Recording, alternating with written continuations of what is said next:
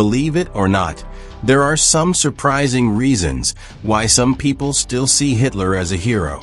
And I'm about to break it all down for you.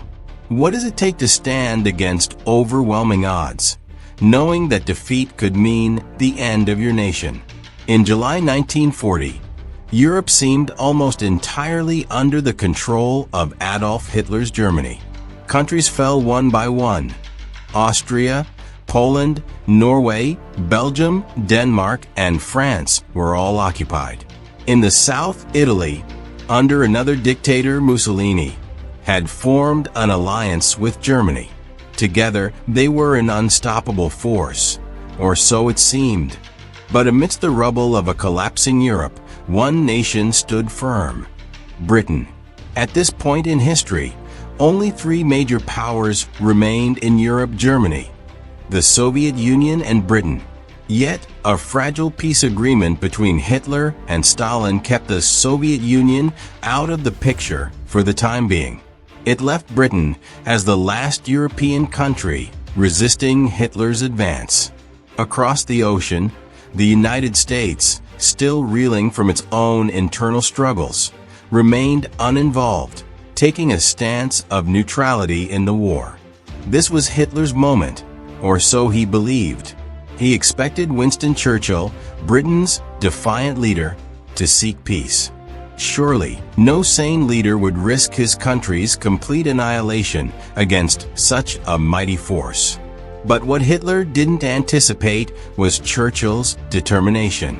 In a rousing speech, Churchill declared, "We shall fight on the beaches.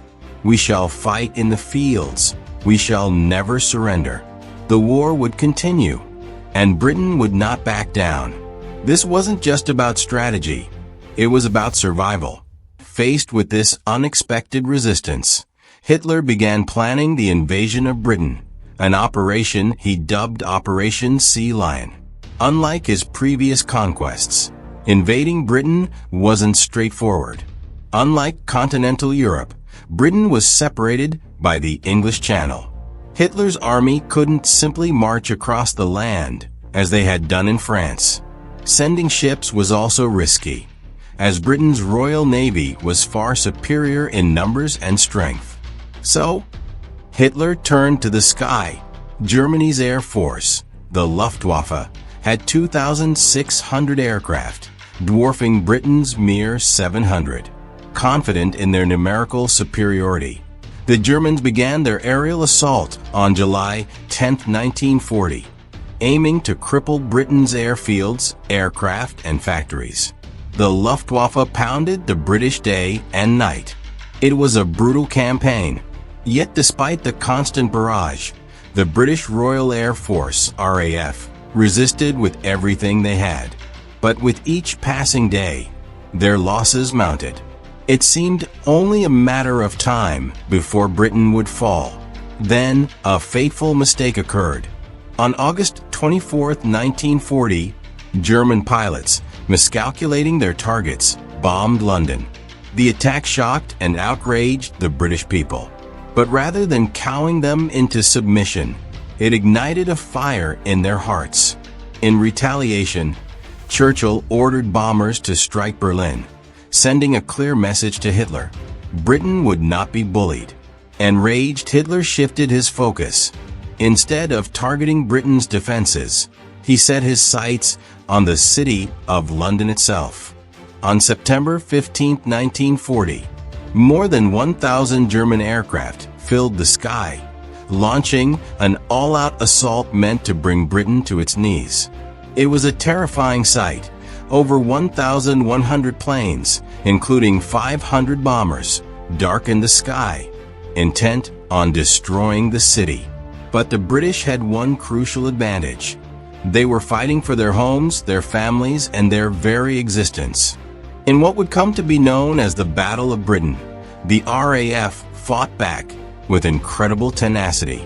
Despite being outnumbered, they managed to shoot down over 60 German planes while losing only 29 of their own. The Luftwaffe's defeat marked Hitler's first significant loss in World War II. It was a turning point, Operation Sea Lion was postponed indefinitely, and for the first time, Hitler's invincibility was called into question.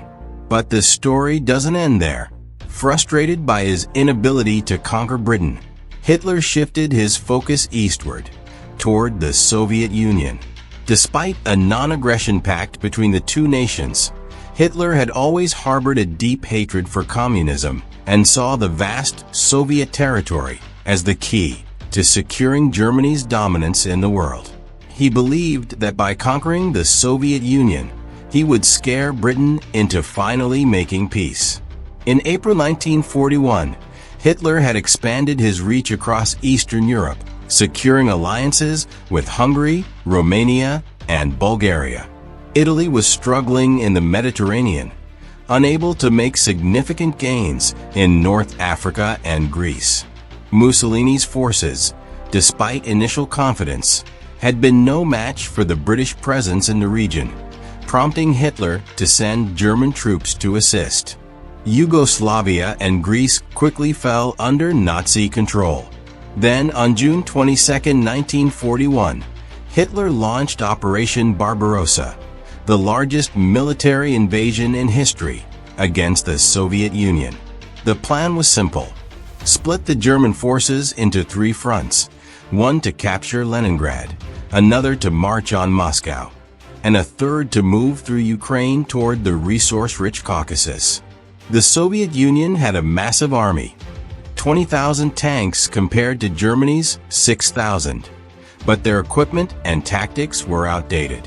Hitler believed that, just as he had blitzed through France, he would do the same to the Soviet Union. At first, it seemed like Hitler was right. The German forces advanced rapidly, capturing vast territories. But Hitler underestimated one crucial factor: the resilience of the Soviet people. For them, just like the British, this was a fight for survival. And when winter came, it brought the full weight of the Soviet resolve down on the Germans. The Soviet Union, now allied with Britain, launched a fierce counteroffensive.